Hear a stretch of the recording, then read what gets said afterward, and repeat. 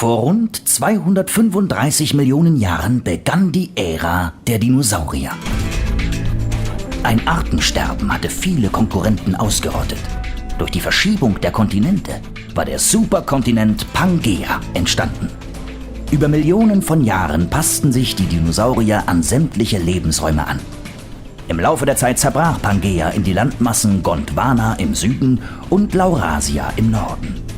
Auf beiden entwickelten sich die Dinosaurier getrennt voneinander weiter, bis sie nach dem Einschlag eines gewaltigen Asteroiden vor 65 Millionen Jahren gemeinsam untergingen. Bis heute kennt man mehr als 550 Saurierarten. Doch das sind, wie Fachleute vermuten, längst nicht alle. Viele wurden in den letzten Jahren in Argentinien entdeckt. Dorthin geht die Reise des Marvi-Mobils. Wie immer unterwegs in den unendlichen Weiten des Alls. Marvi Hammers Hörbuch zum Magazin.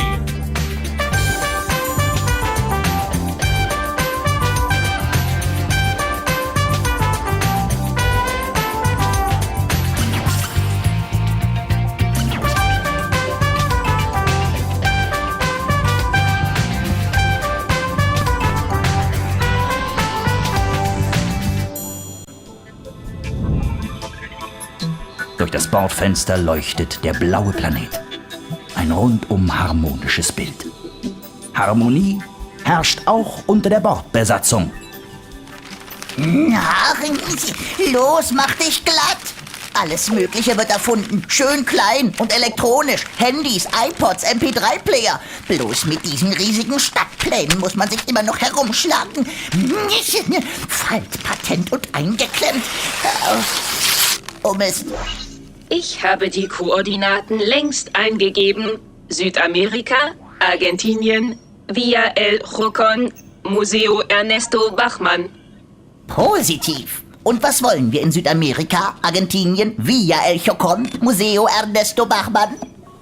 In Raum 2 befinden sich die Überreste des wohl größten fleischfressenden Dinos, der bislang bekannt ist. Oh, der Giganotosaurus carolinii. Kenn ich. Dagegen war der T-Rex eine Miezekatze. Jetzt übertreib mal nicht. Der Schädel eines Giganotosaurus war so lang wie ein ganzer Mensch. Und seine Zähne hatten Sägen wie ein Steakmesser.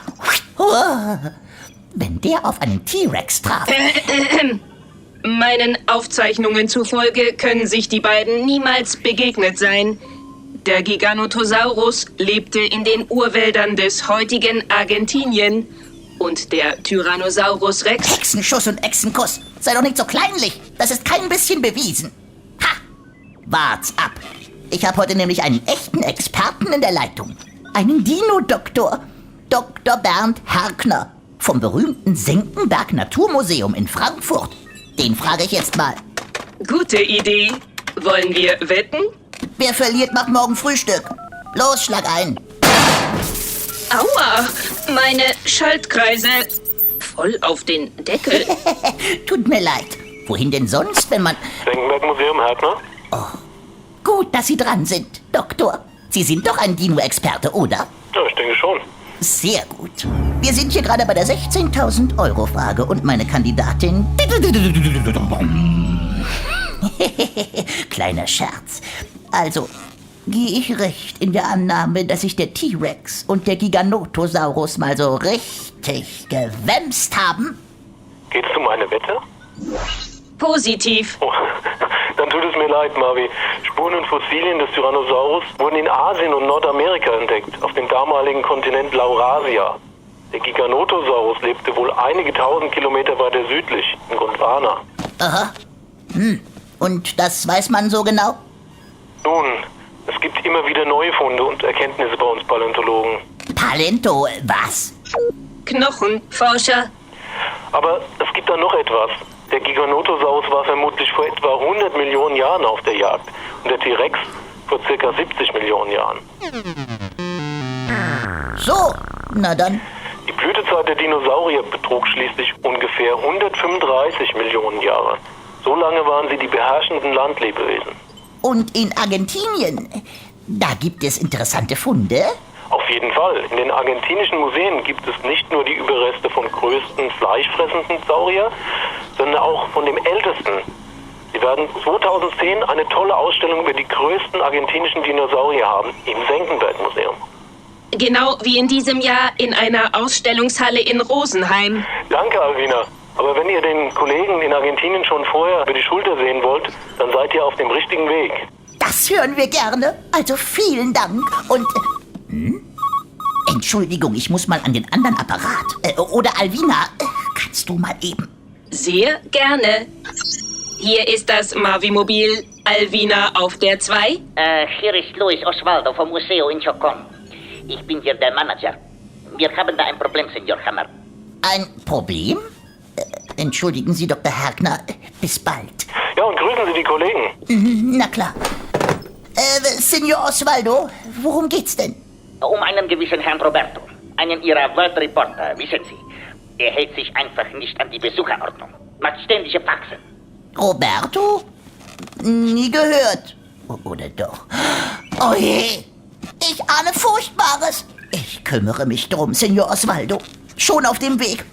Alvina, bitte eine Verbindung mit meinem World Reporter. Ja, Chef.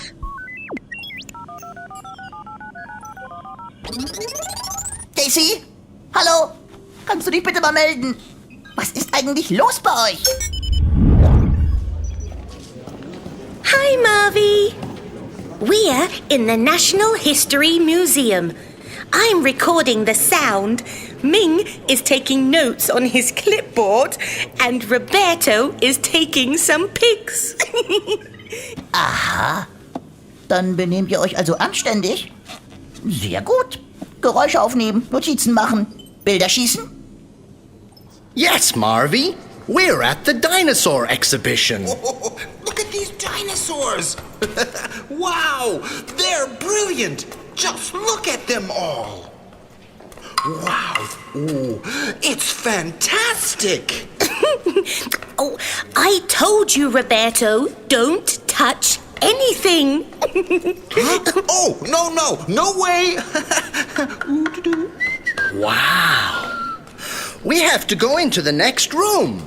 There's a Giganotosaurus Rex, a very large meat-eating dinosaur.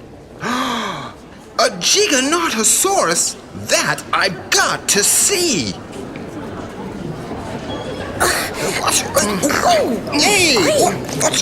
Sorry. Hey. So many people want to get a look at this dinosaur. We'll just wait a few minutes then. Wow! Look at that! We can watch Roberto while we're waiting. Look at me! I'm a Giganotosaurus! A flesh-eating monster! Oh, böse Falle und Dino-Kralle. Roberto wird JC und Ming mit seinem schlechten Benehmen hoffentlich nicht anstecken. Go away, you creature from the past! I gotcha! I'm going to bring you! Roberto, stop it! Oh je, und das in den heiligen Hallen der Wissenschaft. Ich kann das gar nicht mit anhören. Achtung, anschnallen, wir landen. Jetzt schon? Stimmt was nicht? Positiv. Die Koordinaten sind falsch. Bitte gib mir den Stadtplan. Das ist jetzt nicht wahr, oder?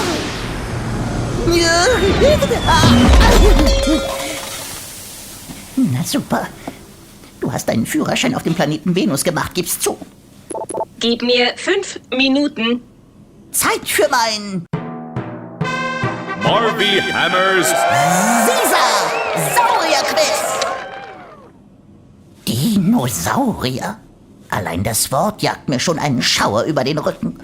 Um genau dieses Wort geht es nämlich in meiner ersten Frage. Aus welcher Sprache kommt eigentlich das Wort Dinosaurier? A. Dinesisch. B. Saurasisch. Oder aber C. Griechisch. Dinos heißt schrecklich. Und Sauros bedeutet Echse. Und zwar auf Griechisch. Dinosaurier. Die schrecklichen Echsen. Antwort C ist also richtig.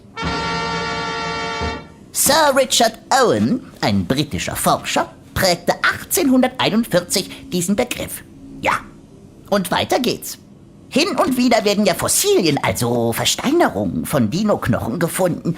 Die werden vorsichtig ausgegraben, ganz vorsichtig verpackt und später, wenn ein Skelett vollständig ist, sorgsam zusammengesetzt. Von Präparatoren, die manchmal monatelang daran sitzen. Manche dieser Fossilien müssen erstmal erhärtet oder präpariert werden. Jetzt kommt meine zweite Frage. Was glaubt ihr ist zeitaufwendiger? A. Kleine Fossilien zu bearbeiten? Oder aber B. Große Fossilien zu bearbeiten? Oder aber C. Mit dem Marvi-Mobil einmal um die Erde düsen? Disco-Mucke und Dino-Spucke! Mit dem Marvi-Mobil einmal um die Erde? Das geht. Hast du nicht gesehen, Fix, nicht wahr, Alvina? Positiv, wenn der Chef nicht am Steuer sitzt. Und sich verfliegt. Schon gut. So, Antwort A ist richtig. Kleine Fossilien zu bearbeiten, das ist echte Feinarbeit und dauert oft länger als, zum Beispiel an einem T-Rex-Skelett zu basteln. Erinnert ihr euch noch an den T-Rex namens Sue? Der stand im Mittelpunkt meines ersten Dino-Hörbuchs. Jahrelang dachten die Forscher, die Knochen von Sue gehören zu einem weiblichen Dino. Schließlich waren sie sich nicht mehr so sicher. Vielleicht war das Schätzchen ja doch a boy named Sue. Darum geht's in meiner dritten Frage. Wie lässt sich denn nach Millionen von Jahren das Geschlecht von Dinosauriern bestimmen? Nehmen wir doch mal die Entenschnabelsaurier. Hatten die männlichen A. größere Nägel am Fuß? B. schärfere Zähne im Maul? Oder aber C. einen längeren Knochenkamm am Kopf? Fertig zum Aussteigen, Chef. Nur keine Hektik, Alvina. Zuerst die Auflösung. Antwort C ist richtig. Die Paläontologen haben festgestellt, dass die Männchen größere Knochenkämme hatten. Das sah aus wie ein zusammengewachsenes Geweih. Damit konnten sie richtig gut angeben. Und tröten. Und kämpfen. Tja, das war mein Caesar-Saurier-Quiz. Gewonnen haben wieder alle, die mitgemacht haben. Wir sind ja mitten im Kreisverkehr gelandet. Positiv. Das war gar nicht so einfach. Hier oben auf der Verkehrsampel wird uns niemand entdecken. Ja, ganz schön hoch. Und wie kommen wir jetzt ins Museum? Immer den vielen Leuten nach. Dort ist heute eine große Ausstellungseröffnung. Woher weißt du denn das? Da ist ein Plakat. Direkt vor deiner Nase. Oh, die großen argentinischen Saurier. Wow!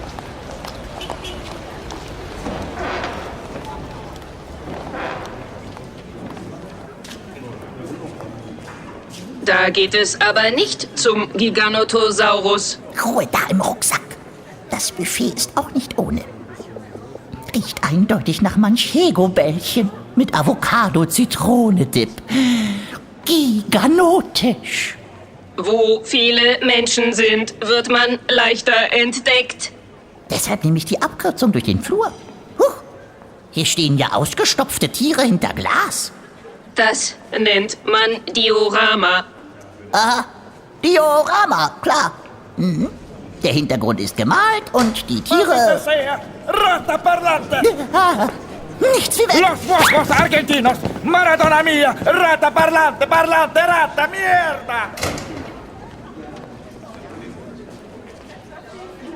Nur fürs Protokoll, Alvina. Wir stehen hier in einer künstlichen Felsenlandschaft. Vor uns ist dickes Glas. Hinter uns eine gemalte Urlandschaft. Und neben uns...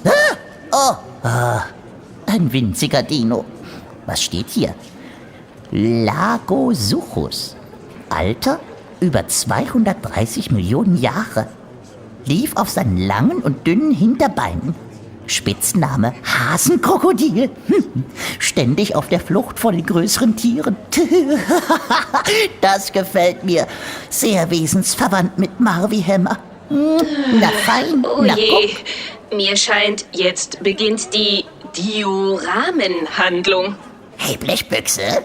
Den Witz versteht doch kein Mensch. Was ist denn das für ein Knopf? Steht etwas auf dem Schild daneben? Englisch, Französisch, Deutsch. Die Dino-Jäger. Hörreportage. Aha. Daher die Kopfhörer. Weißt du was? Bis sich der Rummel hier gelegt hat, höre ich mir das an. Bekommst du das hin, dass unsere Zuhörer das auch mitkriegen? Ja, Chef. Hier stehen 3 Namen. Ich drück mal auf den ersten. Mary Anning. Ein Mädchen aus England, geboren 1799. Aha. Mary Anning and the Plesiosaurs. Falscher Knopf. Auf Englisch höre ich mir das später an. Jetzt will ich's auf Deutsch hören. Drück. Mary Anning und die Plesiosaurier. Man schrieb den 10. Dezember 1823, als Mary Anning an der Südküste Englands auf einen versteinerten Schädel stieß. Mary war 24, der Schädel vielleicht über 200 Millionen Jahre alt. Die junge, hochgewachsene Frau, die von ihrem Hund begleitet wurde, war nicht zum ersten Mal fündig geworden. Fossilien suchte sie aus einem ganz einfachen Grund. Die Familie sollte endlich einmal satt werden. Mary war ein Kind, als ihr Vater starb. Als er noch lebte, durften sie und ihr Bruder ihren Daddy bei seinen Spaziergängen an der Küste begleiten. Dabei sammelten sie seltsame Steine, die sie an die Touristen verkauften. Manche sahen aus, als würden sie zu Fabeltieren gehören. Die Einwohner nannten sie Zehennägel des Teufels oder Wirbelbeeren. Die besten Stücke fand man nach Stürmen, wenn die wütende Brandung Teile der Klippen weggesprengt hatte. Eines Tages entdeckten Mary und ihr Bruder einen ganzen Schädel mit spitzen Zähnen, über 1 Meter groß. Er musste zu einem Ungeheuer gehören, einem Fabeltier. Von der Urgeschichte der Erde, von den ersten Pflanzen und Tieren, hatte man in der kleinen englischen Grafschaft Dorset noch gar nichts gehört. Die Wissenschaftler waren auch noch nicht viel weiter. Den Begriff Paläontologie, die Lehre von den Fossilien, gab es noch gar nicht. Die Sensation sprach sich herum und einige Männer halfen, den schweren Kopf zu bergen. Nach einem weiteren Sturm fand Mary, zu jener Zeit noch ein zartes Mädchen von 12 Jahren, die versteinerten Knochen des Tieres. Das Ungeheuer musste fast 6 Meter lang gewesen sein. Als Nachbarn das Skelett in mühevoller Arbeit aus dem Sedimentgestein befreit hatten, zückte ein reicher Gutsherr seine Geldbörse. Für 23 Pfund kaufte er das Skelett, und Marys Familie ging es eine Zeit lang gut. Der Name des Mädchens sprach sich herum. Professor Buckland von der Universität in Oxford war sehr beeindruckt von ihrem 7. Sinn. Von ihm lernte Mary, dass man versteinerte Tiere Fossilien nennt. Endlich bekam Marys sensationeller Fund auch einen Namen: Ichthyosaurus. Das bedeutet Fischechse. Heute weiß man, dass Ichthyosaurier riesigen Delfinen ähnlich sahen. Sie wurden bis zu 15 Metern lang. Mit ihren langen Schnäbeln und ihren spitzen Zähnen waren sie gefährliche Räuber der Meere. In ihrem kleinen Dorf begriff Mary, dass die Erde wohl sehr, sehr alt sein musste. Vielleicht stammte jede Gesteinsschicht an der Küste aus einer anderen Zeit, mit den ihr eigenen Tieren. In den großen Städten brach indessen eine gewaltige Diskussion aus, in der vor allem die Kirche eine gewichtige Stimme hatte. Von wegen Urzeit und Urtiere. Der irische Erzbischof, James Ussher zum Beispiel, hatte eine ganz andere Theorie von der Entstehung der Erde. Im Jahr 4004 vor Christus krempelte Gott die Ärmel auf und erschuf Erde, Pflanzen, Menschen und Tiere. An einem einzigen Tag. Aber die Gelehrten stritten auch untereinander. Sie hielten Reden, schrieben Pamphlete und bezichtigten sich gegenseitig der Lüge. Leider geriet auch Mary in den Streit der Wissenschaftler. Der Schädel, den sie als junge Frau im Dezember 1823 fand, sollte für Diskussionen sorgen. Er gehörte zu einer Kreatur, die ca. 2,70 Meter lang war und wie eine Kreuzung aus Eidechse und Krokodil aussah. Die Fossilien dieses sogenannten Plesiosaurus gerieten an den bekanntesten Naturforscher seiner Zeit, den Franzosen Georges Cuvier. Mit Spannung wartete die Geologische Gesellschaft in London auf sein Urteil. Als es kam, waren alle entsetzt. Eine Fälschung, so donnerte es aus Paris. Willkürlich zusammengesetzte Knochen. Marys guter Ruf und der Ruf der britischen Wissenschaftler standen auf dem Spiel.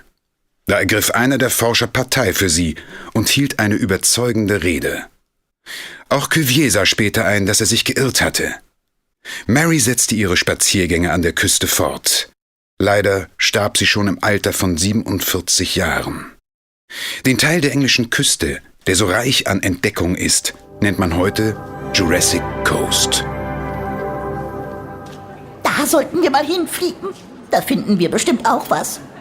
Alvina, ist die Luft rein? Negativ. Zu viele Besucher im Museum. Dann drücke ich auf den nächsten Knopf. Barnum Brown. Mal sehen, wer dahinter steckt. Barnum Brown und der erste T-Rex. 1841 wurde zum ersten Mal der Begriff Dinosaurier verwendet. Der britische Wissenschaftler Richard Owen hatte ihn geprägt. Einige Jahre später lud er seine Kollegen zum Dinner ein, im gusseisernen Inneren eines Dinosauriermodells. Das Dinofieber war ausgebrochen. 1861 wurden in Deutschland die Fossilien des Urvogels Archaeopteryx entdeckt. 1888 wurde übrigens in Washington die National Geographic Society gegründet. Und 14 Jahre später machte ein Mann mit dem Namen Barnum Brown von sich reden. Barnum Brown, geboren 1873 in Kansas, erhielt seinen Namen nach dem berühmten Zirkusmann P.T. Barnum, und genau wie er war er ein echter Tausendsasser. Allerdings auf einem anderen Gebiet, dem der Fossilien. Er stand in den Diensten des Amerikanischen Museums für Naturgeschichte in New York, für das er alles ankaufte, was ihm von wissenschaftlichem Wert erschien. Er selbst tummelte sich als Feldforscher im Freiland, also überall dort, wo man Knochen vermutet. Nach der Jahrhundertwende führte er eine Expedition im US-Bundesstaat Montana zum sogenannten Hell Creek. Dort stieß er auf Überreste jenes Riesen, der seitdem als Star der Dinosaurier gilt: T-Rex. Dessen Steckbrief ist immer noch furchteinflößend. Bis zu 7 Tonnen Gewicht und 12 bis 15 Meter Länge. Fast 60 steakmesserartig gesägte Zähne in einem über 1 Meter langen Schädel. Der König der Tyrannenechsen, in der Fachsprache Tyrannosaurus Rex, hatte kräftige Beine, aber winzige Arme. Heute streiten sich die Forscher, ob er ein Jäger oder ein Aasfresser war. Allzu schnell konnte er vermutlich nicht laufen. Für seine Größe vergleichsweise dürftige 40 Kilometer pro Stunde. Weltweit wurden nur etwa 20 Exemplare gefunden. Ein besonders gut erhaltenes Skelett des T-Rex mit dem Kosenamen Sue wurde 1997 nach einem Rechtsstreit für über $8 Millionen versteigert und steht jetzt im Field Museum von Chicago. Barnum Brown entdeckte noch weitere Sensationen, so im Jahre 1910 die Überreste einer Gruppe von Albertosauriern, fleischfressenden Dinos, die dem T-Rex recht ähnlich sind. Brown wurde fast 90 Jahre alt. Seine Frau sah ihn wohl nicht so häufig. Sie schrieb ein Buch mit dem schönen Titel I Married a Dinosaur. Oh, um das zu übersetzen, bräuchte ich meine World Reporter. Aber die spuken hier ja irgendwo rum. Sekunde.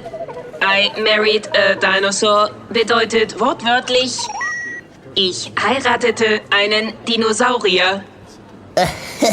Aber nicht wirklich, oder? Ich würde vermuten, diese Dinojäger waren ihr ganzes Leben unterwegs und hatten nicht viel Zeit für ihre Familie. Mal hören, was der Nächste so entdeckt hat. Paul Sereno. Er arbeitet auch für National Geographic. Oh, so wie wir. Besserwisserin. Paul Sereno und die Sensationsfunde in Argentinien. Argentinien, ein Land mit trockenen Savannen, feuchten Sümpfen und hohen Bergen, gilt als einer der wichtigsten Fundorte der Paläontologie. Hier fanden Wissenschaftler in den vergangenen Jahrzehnten schon ganze Dinosaurierfriedhöfe. Die Funde sind daher so bedeutend, weil fast alle bisherigen Fossilien aus Nordamerika und Asien, also dem Gebiet des früheren Kontinents Laurasia, stammten. Hier bekamen die Paläontologen endlich einen Eindruck vom Dino-Zeitalter auf dem südlichen Kontinent Gondwana. Auch Paul Sereno wurde in Argentinien fündig. Der Forscher, den man selten ohne seinen typischen Hut sieht, gilt als Indiana Jones der Dinojäger, immer auf der Suche nach den versteinerten Knochen. Dabei arbeitet er genau wie seine Kollegen. Meist schlägt man in einem unwegsamen Gebiet sein Lager auf. Wenn man Glück hat, führen kleine Fossilien, ein Fußknöchelchen oder ein Zahn, zu größeren Funden, zu vollständigen Skeletten, die im besten Fall dicht unter der Erde liegen. Mit kleinen Werkzeugen, mit Pinsel und Sandstrahler werden die Funde freigelegt. Für den Transport werden die Knochen eingegipst und auf LKWs gewuchtet. Das kann bei großen Funden ganz schöne Knochenarbeit sein. Mit 31 Jahren wurde Paul Sereno Professor an der Universität Chicago. Seine spektakulärste Entdeckung machte er 1988 in Argentinien. Am Fuß der Anden entdeckte er den ersten Schädel eines Herrerasauriers, einer der ältesten Dinosaurierarten. Die ersten Fossilien des agilen Jägers, etwa so hoch wie ein Erwachsener, hatten andere Forscher Ende der 50er Jahre entdeckt. Einige Jahre später war der Mann mit dem Indiana-Jones-Hut mit von der Partie, als der Eoraptor entdeckt wurde. Dieser kleine Saurier hätte einem Erwachsenen gerade mal ins Bein beißen können. Wie der Herrerasaurier stammte der Eoraptor aus der argentinischen Wiege der Dinosaurier, dem Ischigualasto-Becken. Dieses Becken umschließt 7 übereinander liegende Erdschichten. Jede stellt einen anderen Zeitabschnitt aus der Frühzeit der Dinosaurier dar. Der Eoraptor lebte dort vor über 225 Millionen Jahren. Lassen Sie uns hören, was Paul Sereno dazu auf seiner Website schreibt. Mit der Expedition im Jahr 1988 hatten wir die Tür zu den frühen Dinosauriern geöffnet. Das Ischigualasto-Tal erstreckt sich über 75 Meilen lang und es gab noch viel zu entdecken. Plötzlich fand Ricardo Martinez, ein argentinisches Teammitglied, ein kleines, nur etwa 3 Fuß großes Skelett. Nachdem das sorgfältig im Labor gereinigt worden war, hatten wir den Körperbau eines neuen und sehr primitiven Jägers vor Augen. Wir gaben ihm den Namen Eoraptor. Das hat eine doppelte Bedeutung, Jäger der Morgenröte oder aber Jäger der Frühzeit. Wir glaubten anhand seiner Größe und seiner Form, dass er genauso aussah, wie wir uns die Saurier am Fuß ihres Stammbaums vorstellten. Ein weiterer bedeutender Fund in Argentinien war der wohl größte fleischfressende Saurier, der Giganotosaurus.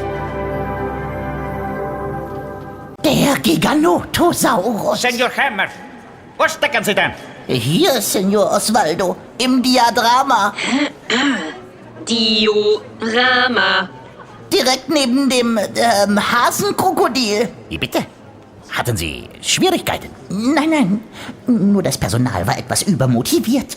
Aber an einem Tag wie diesem... Ja, wir sind ganz stolz. Sicher wollen Sie jetzt den Giganotosaurus sehen.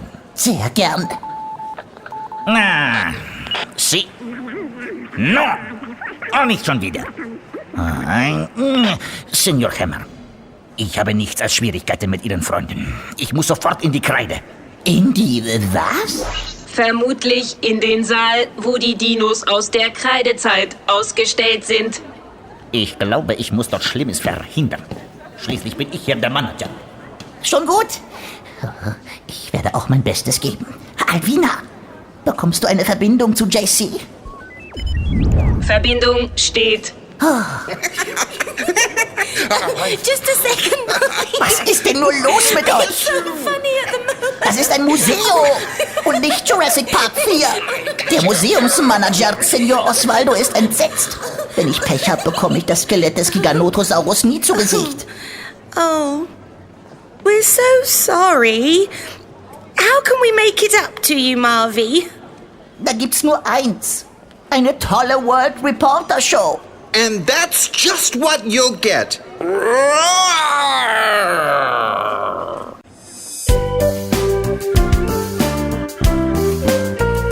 Marvy Hammers World Reporter Show! Jetzt wollen wir mal hören, was meine World Reporter erlebt haben. Viel Spaß! Enjoy yourself! Hier ist das neueste Abenteuer von JC, Ming und Roberto. Schlagt das Heft auf und lest einfach mit. Let's listen to the comic first. Please turn to page 36.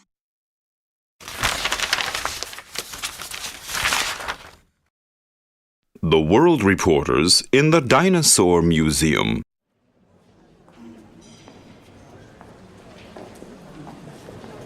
Knochenmark und Raptorquark.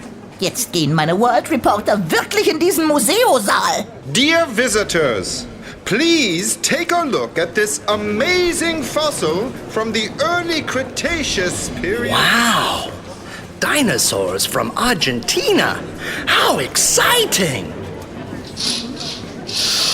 There are a lot of boxes in here. Let's go! Gecko Mio, jetzt sind die drei in einem Nebenraum verschwunden. Da werden sicher die ganzen Knochen aufbewahrt. Oh, ganz schön duster. I can't see anything. Hold on. Here you are. Have these. There is something under construction. What's in there? Well, what do you think? Dinos! Giganotosaurus. It says Giganotosaurus on it. Giganotosaurus? The famous meat eater? I have to see this at once! Come on! We'll build it! Yippee! Ich hab's befürchtet. In den Kisten liegen die Knochen eines weiteren Giganotosaurus. Und meine World Reporter, ich fass es nicht, haben anscheinend vor, sie zusammenzusetzen.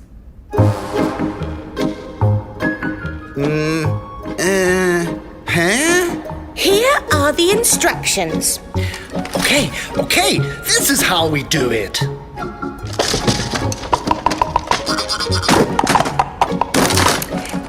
And now put bone 5 onto bone 4. Press hard. Bone 5 onto bone 4. Press hard. Later, A bit lower. Yes, that's right. Done! Great job, Roberto! We all did well, JC.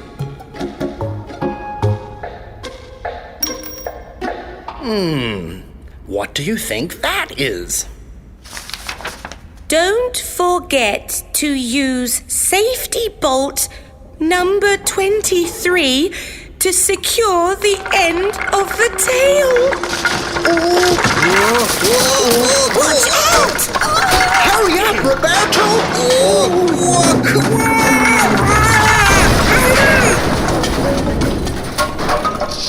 What is going on here?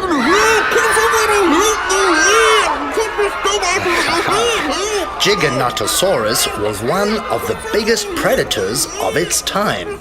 I see. Scary.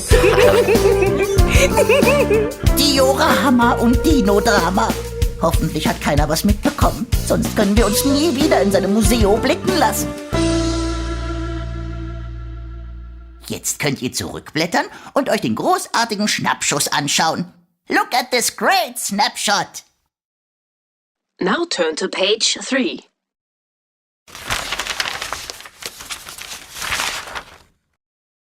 Snapshot. JC's notes. The goat leaps upon a trunk. It climbs up quickly and ends up on a branch. Na, was gibt's in den World News?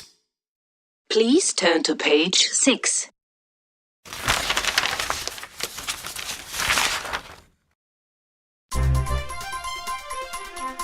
World News. Roberto's Notes. Referees supervised the fight. The gladiators had one weapon per round. Doctors treated the wounded. And now turn to page 8.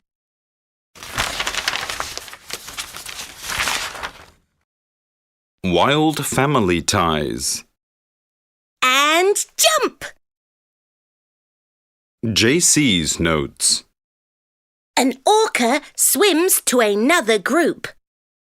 He wants to mate. Afterwards, he leaves his partner. JC's report from Oponome, New Zealand. Hi, Marvy. I'm in Opononi. There's a wonderful monument here. It shows a bottlenose dolphin and a boy with his hand on its back. The dolphin is called Opo. She lived about 50 years ago and used to play with children who were bathing. The people still love her today.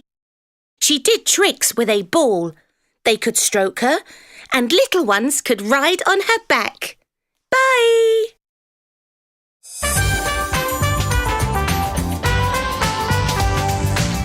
Und jetzt bist du dran. Sprich die Wörter einfach nach. This is a dolphin. Blowhole. Dorsal fin. Tail fin. Fin. Teeth. Gut gemacht. Turn to page 14, please.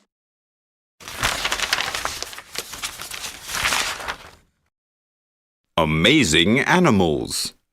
JC's notes. A house goes up in flames. The couple is sleeping. The rabbit fiercely kicks against its cage. Turn to page 16 now.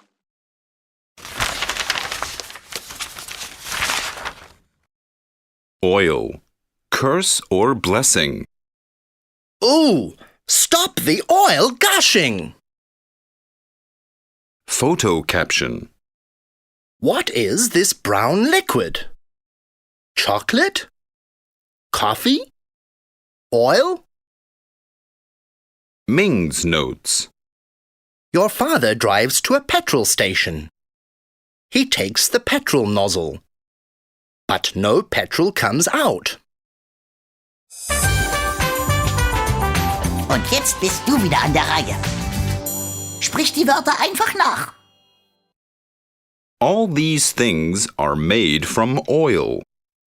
Playhouse. Sofa. Paddling pool. Helmet. Trainers. Roller skates. Rubber boots. Ball. Haha! Applaus, Applaus, Applaus! Ming interviews Uwe Rudolphi. Mr. Rudolphi works on the drilling platform Mittelplatte in the North Sea. What's your job on the drilling platform? I'm responsible for safety, extraction, and environment protection. How does your day on the platform look like? I get up at 5 o'clock. After breakfast, I check all measured data. Then I make several security rounds and do some office work. Where do you sleep? I have my own room on the platform. My bed looks like a berth aboard a ship. What do you do on the platform in your spare time? I play table tennis in our exercise room, watch TV, or surf the internet. What do you miss? My family and greenery. On the platform, nearly everything is made of steel and concrete.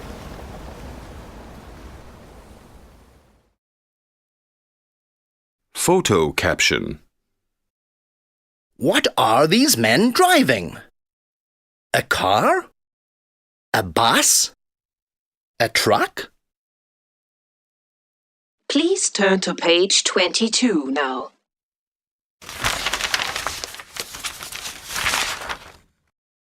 A fancy ending. Tails are also good for cuddling. JC's notes. A skunk hisses fiercely. It does a handstand. It stinks. Jetzt wieder du. Sprich die Worte einfach mal nach. This is a leopard. Foreleg. Spot. Tail.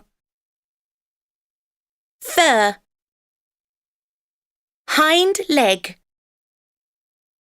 Rock. Das ist ein echter Bringer. Jubel!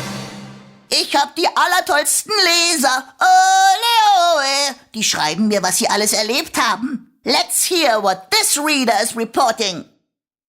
Turn to page 29, please.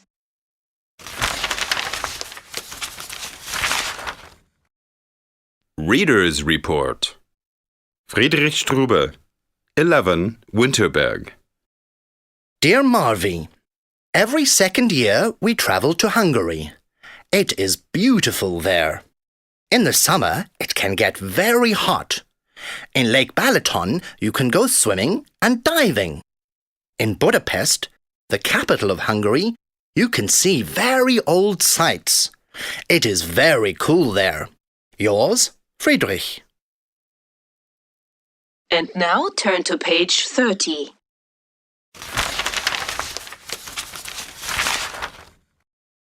The dinosaurs are coming. Giddy up! Ming interviews Oscar Alcober. He is the director of a dinosaur museum in San Juan, Argentina.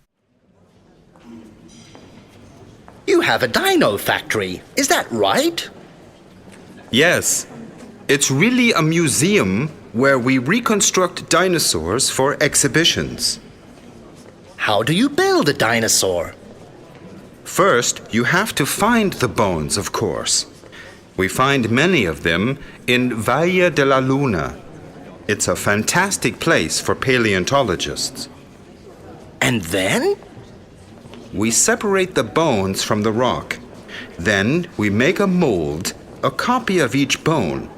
It's made out of silicone. What if you don't find all bones? We form the missing bones with clay and make a mold of them too. Then we build an iron structure that goes inside the artificial bones. In the end, you have an entire skeleton.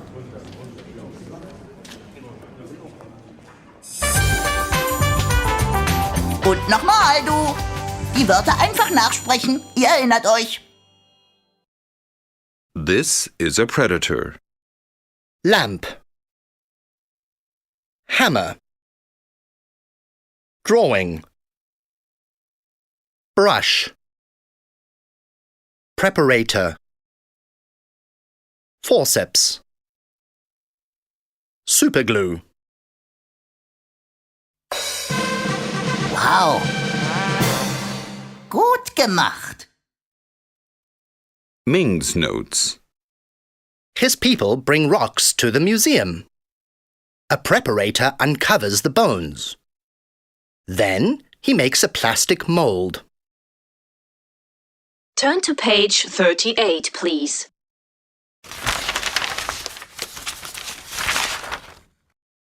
The real life of cowboys. Jetzt wieder du. This is a cowboy. cowboy hat, neckerchief, ammunition belt, revolver, chaps, rifle. Super! Roberto's notes. A cowboy would sit in the saddle for 10 hours. He would be dirty and would smell. He would get little money. Please turn to page 44 now.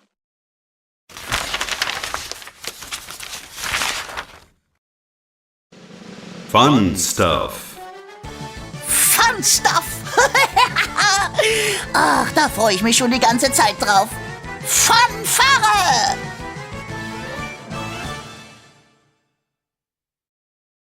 Sports funnies. Do I see the little mermaid down there? Oh, I love my nighty-night pillow. Nope, my keys aren't in here either. Weird things grow on your teeth if you don't brush. JC's tongue twister. Say this fast 3 times. Cucumber cries for Miss Carrot's kisses. Cucumber cries for Miss Carrot's kisses. Und jetzt du. Cucumber cries for Miss Carrot's kisses.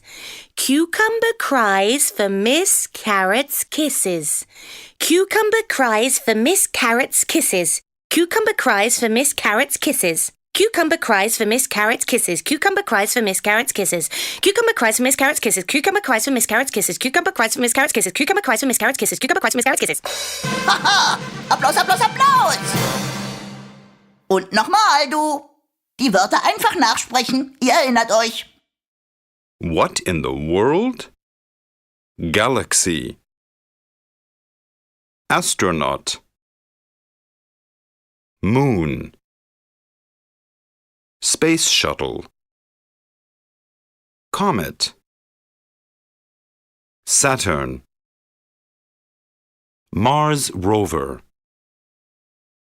Satellite.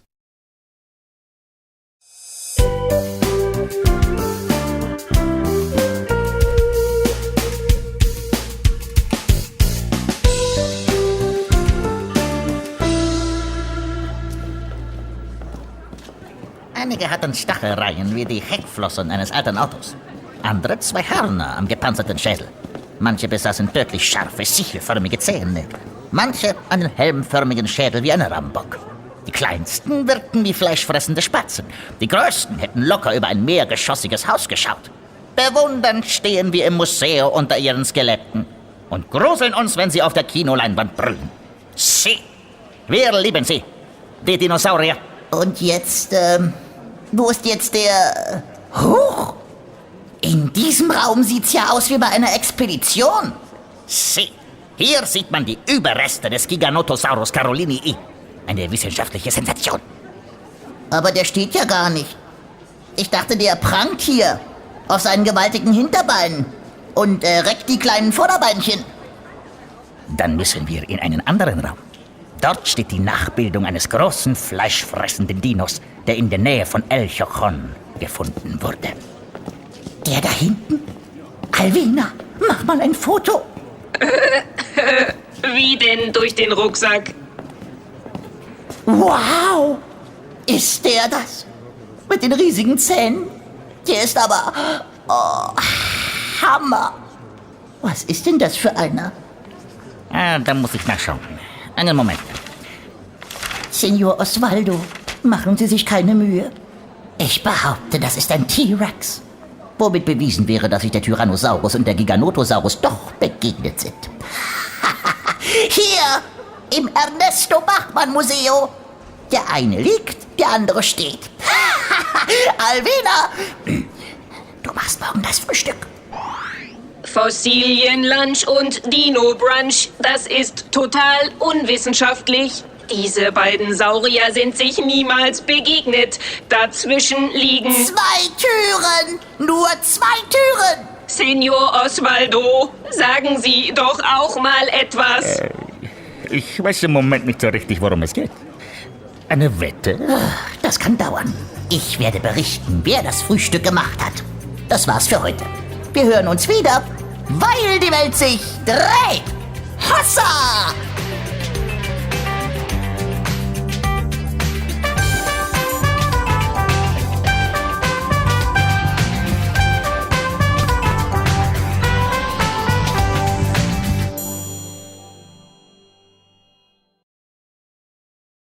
Als Bonustrack hört ihr jetzt noch die Hörreportage in Englisch.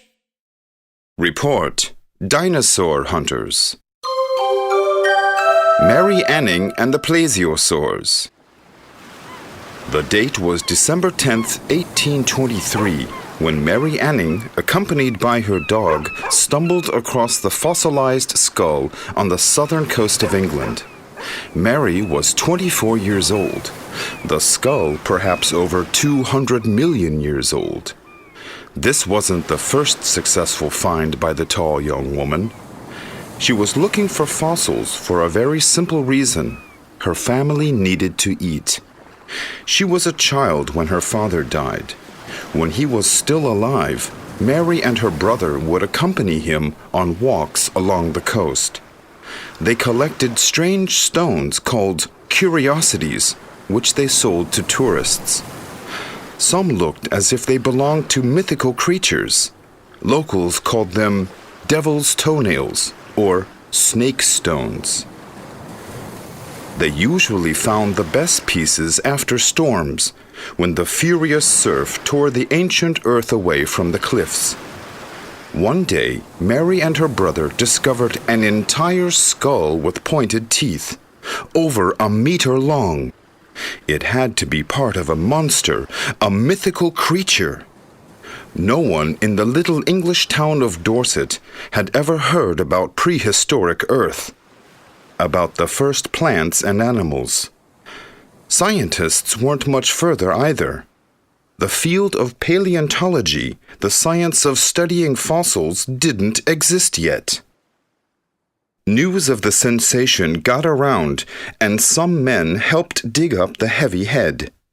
After another storm, Mary, just 12 years old at the time, found the rest of the fossilized bones of the animal.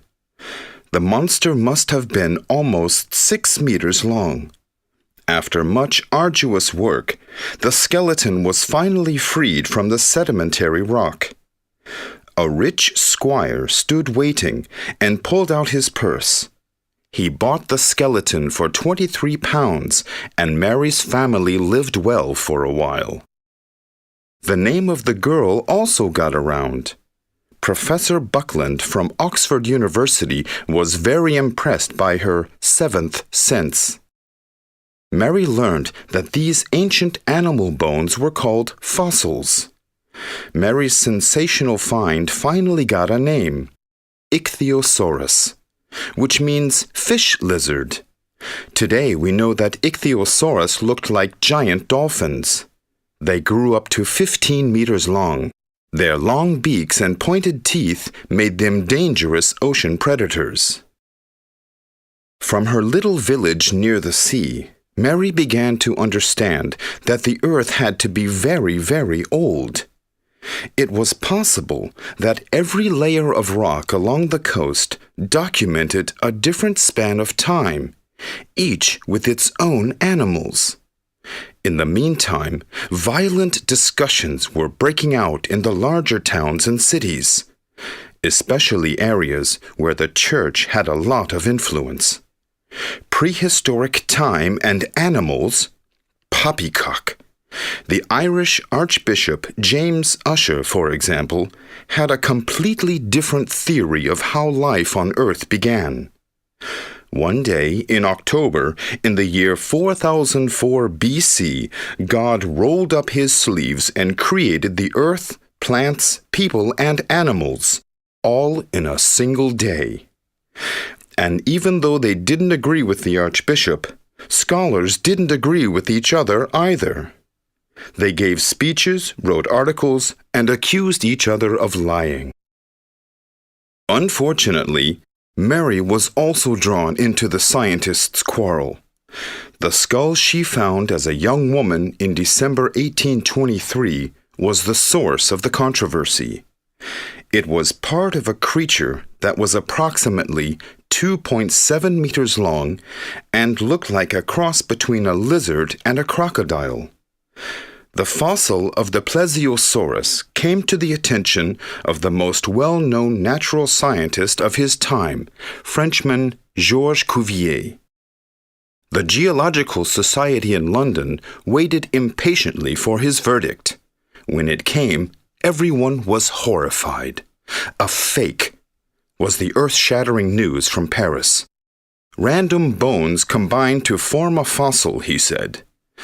Mary's good reputation and that of the British scientists were at stake. One of the scientists took Mary's side and gave a convincing speech to the scientific community. Cuvier admitted later that he had been mistaken. Mary continued her walks along the coast. Unfortunately, she died at the early age of 47. The English coast where Mary made her discoveries is known today as Jurassic Coast. Barnum Brown and the first T-Rex. The word dinosaur is used for the first time in 1841. British scientist Richard Owen coined the term. Some years later, on New Year's Eve 1853, Owen famously hosted a dinner inside the model of an iguanodon. Dinosaur fever had broken out. A fossil of the prehistoric bird Archaeopteryx was discovered in Germany in 1861. The National Geographic Society, by the way, was founded in Washington in 1888. And 14 years later, a man named Barnum Brown made a name for himself. Barnum Brown was born in Kansas in 1873. He was named after the famous circus ringmaster P.T. Barnum. And like P.T., he was a man of many talents. In an altogether different field, fossil hunting. He worked for the American Natural History Museum in New York and purchased anything and everything that appeared to have scientific value. He spent most of his time, though, cavorting around the country, preferring to work outdoors everywhere where he suspected bones could be found. After the turn of the century, he led an expedition in the U.S. state of Montana to a place called Hell Creek. There, he discovered the remains of the giant who has since become the superstar of the dinosaurs, T-Rex. T-Rex's image is still terrifying. With a weight of up to 7 tons and a length of 12 to 15 meters, 60 saw-like teeth in a skull more than 1 meter long. The king of the tyrant lizards, with the official name of Tyrannosaurus rex, had strong legs but tiny arms. Scientists are still arguing today as to whether it was a hunter or a scavenger. It probably couldn't run very fast, for its size only about 40 kilometers per hour. At the time, there were only about 20 fossils found worldwide. The skeleton of a T-Rex with the nickname Sue got a lot of attention after a lengthy legal battle when she was auctioned off for over $8 million in 1997. She now stands in the Field Museum in Chicago. Barnum Brown's next sensation came in 1910 with the discovery of the remains of a group of Albertosauruses, carnivorous dinosaurs similar to the T-Rex. Brown was almost 90 years old when he died. His wife probably didn't see him very often. She wrote a book with the wonderful title, I Married a Dinosaur.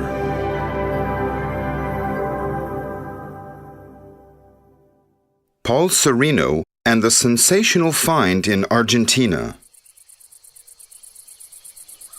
Argentina, a country with dry savannas, wet marshes, and high mountains, is considered by scientists to be one of the most important locations for paleontology, next to North America and China.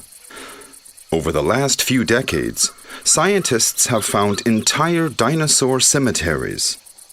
The discoveries are so important because almost all previous fossils from North America and Asia were from the prehistoric continent of Laurasia. Paleontologists have finally got an impression of what dinosaurs were like on the southern continent of Gondwana. Paul Sereno is among those who have found some amazing things in Argentina. The researcher, who is seldom seen without his hat, is considered the Indiana Jones of the dinosaur hunters, always on the search for fossilized bones. Indiana Sereno works exactly like his colleagues. He usually heads to a remote area and sets up camp. If he's lucky, small fossils, like a foot bone or a tooth, lead to larger bones, which lead to complete skeletons, which ideally lie beneath a thick layer of earth. The find is slowly unearthed using small tools like brushes and mini sand blasters. The bones are packed in plaster and heaved onto trucks for transport. This can be really hard work when a large dinosaur or a group of dinosaurs is discovered.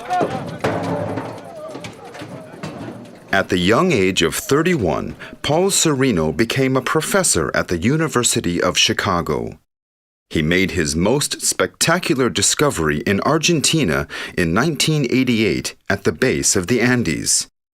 He discovered the first skull of a Herrerasaurus, one of the oldest species of dinosaur. The first fossils of the agile hunter, which is about as tall as an adult human, were discovered by other researchers in the late 50s. Several years later, the man with the Indiana Jones hat discovered the Eoraptor. This small dinosaur would have just been able to bite an adult human in the leg. Like the Herrerasaurus, the Eoraptor came from Argentina, from the Ishigualasto Valley, the cradle of dinosaur evolution. This valley contains 7 overlapping layers of earth, each representing another period of time from the early days of the dinosaurs. The Eoraptor lived there approximately 225 million years ago. Let's hear what Paul Sereno writes on his website. We had only just reopened the door on early dinosaurs and their world with the 1988 expedition. The Ishigualasto Valley stretched some 75 miles in length, and much of it we had yet to visit. Ricardo Martinez, an Argentinian team member, suddenly found a small, just 3 feet tall skeleton. After it had been carefully cleaned in the laboratory, we were looking at the skeleton of a new and very primitive hunter. We gave it the name Eoraptor, the dawn plunderer, because its size and form differed little from what we estimate is the ancestral condition at the root of the dinosaur family tree. Some of the most important finds include the largest herbivore and probably the largest carnivorous dinosaur, the Giganotosaurus.